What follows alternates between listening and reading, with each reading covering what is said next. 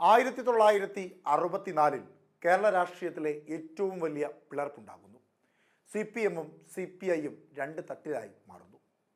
പിന്നീട് കാലക്രമേണ ഒരേ ആശയത്തിലൂടെയാണ് ഇരുവരും സഞ്ചരിക്കുന്നത് എന്ന ബോധ്യത്തിൽ ഇടതുപക്ഷ ആശയത്തിൻ്റെ ഭാഗമായി LDF എന്ന ഒരു മുന്നണിയുടെ പക്ഷത്തു നിന്നുകൊണ്ട് CPM-ഉം CPI-യും കൈകോർത്ത് മുൻപോട്ട് പോകുന്നു.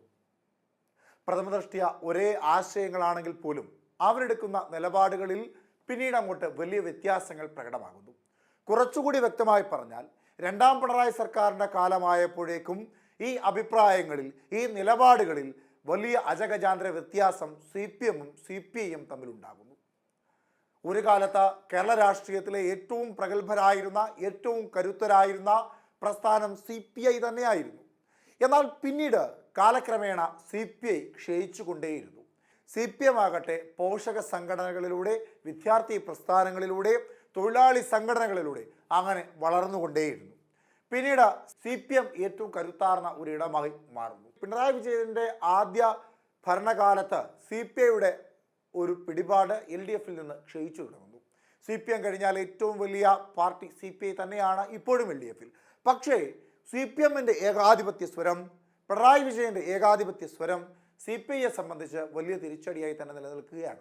അദ്ദേഹത്തിൻ്റെതായ ചില തീരുമാനങ്ങൾ, ആ തീരുമാനങ്ങൾ പാർട്ടിയുടെ തീരുമാനമായി മാറുന്ന പുതിയ ഇടതുപക്ഷ രീതികൾ CPI-യെ ക്ഷയിപ്പിച്ചുകൊണ്ടേയിരുന്നു. CPM-നെയും അത് കാര്യമായി ബാധിക്കുന്നുണ്ടെങ്കിൽ പോലും അന്ധമായി പാർട്ടിയെ സ്നേഹിച്ചിരുന്ന ഒരുപറ്റം നേതാക്കന്മാരും പ്രവർത്തകരും അതൊന്നും കണ്ടില്ല എന്ന് നടിക്കുന്നു. രണ്ടാം തവണ ആരും മന്ത്രിസഭയിൽ വേണ്ട എന്ന തീരുമാനത്തിൽ നിന്ന് മുഖ്യമന്ത്രി പിണറായി വിജയനെ മാറ്റി നിർത്തുന്നു. അദ്ദേഹം തന്നെ വീണ്ടും മുഖ്യമന്ത്രിയാകുന്നു. തന്നോണം അല്ലെങ്കിൽ തന്നേക്കാൾ കൂടുതൽ ജനപിന്തുണ KK ശൈലജ ടീച്ചർക്ക് ലഭിച്ചു എന്ന ബോധ്യമുണ്ടാകുമ്പോൾ അവരെ അടക്കം മന്ത്രിസഭയിൽ നിന്ന് മാറ്റി നിർത്തും. അങ്ങനെ മുഖ്യമന്ത്രിയുടെ ഏകാധിപത്യ സ്വരം കുറച്ചുകൂടി കനത്തപ്പോഴേക്കും CPI-യുടെ പാർട്ടിക്കുള്ളിലെ പിടിയും പിടിപാടും ബലവും നഷ്ടപ്പെട്ടു തുടങ്ങുന്നു. പിന്നീട് ഇങ്ങോട്ട് രണ്ടാം പിണറായി സർക്കാരിൻ്റെ സമയത്ത് ഇടതുപക്ഷ സർക്കാരിൻ്റെ രീതി ഒന്നുകൂടി മാറുന്നു.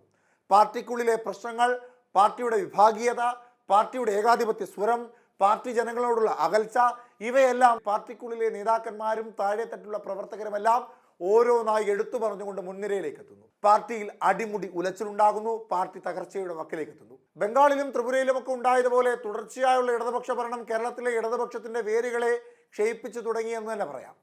CPM-ന്റെ ധാർഷ്ട്യം വളരുന്നു, ഇടതുപക്ഷം ക്ഷയിക്കുന്നു. CPI-ക്ക് അപ്രമാദിത്യം നഷ്ടപ്പെട്ടുകൊണ്ടേയിരിക്കുന്നു. അവരെ മാറ്റി നിർത്തുന്നു, അവരുടെ നിലപാടുകൾക്ക് പിൻബലം ഇല്ലാതെയാക്കുന്നു. CPI ഒഴികെയുള്ള മറ്റ് ഘടകകക്ഷികളെ കാര്യമായ രീതിയിൽ പരിഗണിക്കുമ്പോൾ CPI-യുടെ അഭിപ്രായങ്ങൾക്ക് വിലയില്ലാത്ത തരത്തിലേക്ക് മാറുന്നു. കാനം രാജേന്ദ്രൻ്റെ അവസാന സമയങ്ങളിലെല്ലാം അദ്ദേഹത്തിൻ്റെ അഭിപ്രായങ്ങളെ പരിഗണിക്കാത്തുള്ള പല നിലപാടുകളും CPM എടുത്തിട്ടുണ്ട്. പിന്നീട് വന്ന ബിനോയ് വിശ്വത്തിനും അതേ അവസ്ഥ തന്നെയായിരുന്നു. പല കാര്യങ്ങളിലും എതിർത്ത് പറയാൻ കഴിയാത്ത തരത്തിലേക്ക് നിശബ്ദനായിപ്പോയി ബിനോയ് വിശ്വം.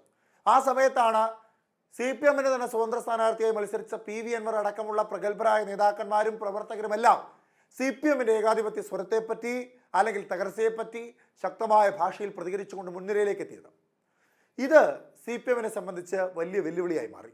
ആ വെല്ലുവിളിയും കടന്ന് തകർച്ചയിലേക്ക് കൂപ്പുകുത്തി വീഴുന്നുവെന്ന് ബോധ്യപ്പെട്ടപ്പോൾ NCP അടക്കം, ജനതാദൾ അടക്കം, എന്തിനുപരി CPI അടക്കം പാർട്ടി വിട്ടു പോകണമെന്ന തീരുമാനത്തിലേക്ക് എത്തുന്നു.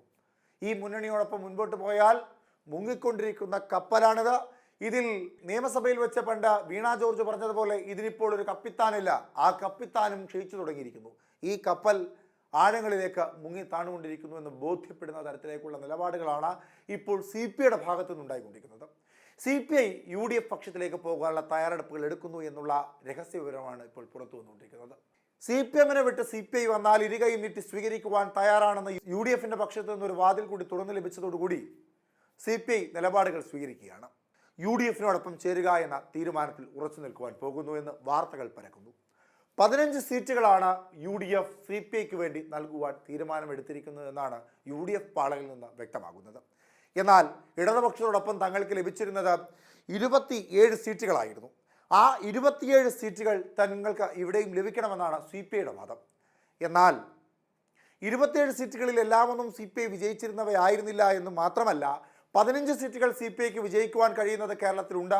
ആ 15 സീറ്റുകൾ കോൺഗ്രസിന് കൂടി പിൻബലം ലഭിക്കുന്നതോടുകൂടി തീർച്ചയായും ആ 15 സീറ്റുകളിൽ CPI വിജയിക്കുക തന്നെ ചെയ്യും. എന്നാൽ കാര്യമായ രീതിയിലുള്ള എതിർപ്പ് CPI പ്രകടിപ്പിച്ചതോടുകൂടി 15 എന്നത് 20 ഉയർത്തുവാനുള്ള തീരുമാനവും UDFിന്റെ പക്ഷത്ത് നിന്ന് ഉണ്ടാകുന്നു എന്ന വാർത്ത പുറത്തു വരുന്നുണ്ട്. 140 നിയമസഭാ മണ്ഡലങ്ങളിൽ UDF പാളയത്ത് നിന്നുകൊണ്ട് CPIക്ക് 20 നിയമസഭാ മണ്ഡലങ്ങളും 3 മന്ത്രിമാരെയും നൽകുന്നു. എന്തായാലും നിലവിലത്തെ സാഹചര്യത്തിൽ CPIയെ സംബന്ധിച്ച് ഇതൊരു വമ്പൻ ഓഫർ തന്നെയാണ്. 20 നിയമസഭാ മണ്ഡലങ്ങൾ, 3 മന്ത്രിസ്ഥാനങ്ങൾ, ഇവയെല്ലാം CPIയുടെ കരുത്ത് കൂട്ടുക തന്നെ ചെയ്യും. CPMനെ സംബന്ധിച്ച് ഇത് വലിയ ഒരു തിരിച്ചടി ആകുമോ എന്ന് ചോദിച്ചാൽ ആണ് എന്ന് തന്നെ പറയേണ്ടതായുണ്ട്. അങ്ങനെയൊന്നും CPI വിട്ടുപോകില്ല എന്ന് കരുതിയപ്പോൾ UDFിന്റെ ക്ഷണക്കത്ത് സ്വീകരിക്കുവാനുള്ള ചർച്ചകൾ ബിനോയ് വിശ്വവും KPCC അധ്യക്ഷൻ K സുധാകരനും തമ്മിൽ നടത്തുന്നു എന്ന വാർത്ത സത്യമാണ് എങ്കിൽ സ്വാഭാവികമായും അതിലുണ്ടാകുവാൻ പോകുന്ന പ്രത്യാഘാതം നേരിടുവാൻ പോകുന്നത് CPM തന്നെയായിരിക്കും. ക്ഷയിച്ചില്ലാതെയാകുന്ന CPMന്റെ അടിവേരിളകുന്ന തരത്തിലേക്കുള്ള നിലപാടായിരിക്കും CPI UDFിനോടൊപ്പം ചേരുവാൻ പോയാൽ ഉണ്ടാകുവാൻ പോകുന്നത്. ഇവിടെ CPI ഉന്നയിക്കുന്ന ഏറ്റവും പ്രധാനപ്പെട്ട 1-2 വിഷയങ്ങളിലൊന്ന് ഏകാധിപത്യ സ്വരം, BJPയുമായുള്ള ബന്ധം, തൃശ്ശൂർ പൂരം കലക്കിയതിൽ CPM RSS ബന്ധം, ഇതെല്ലാം കണക്കിലെടുത്തുകൊണ്ട് CPI ഒരു തീരുമാനമെടുക്കുന്നു.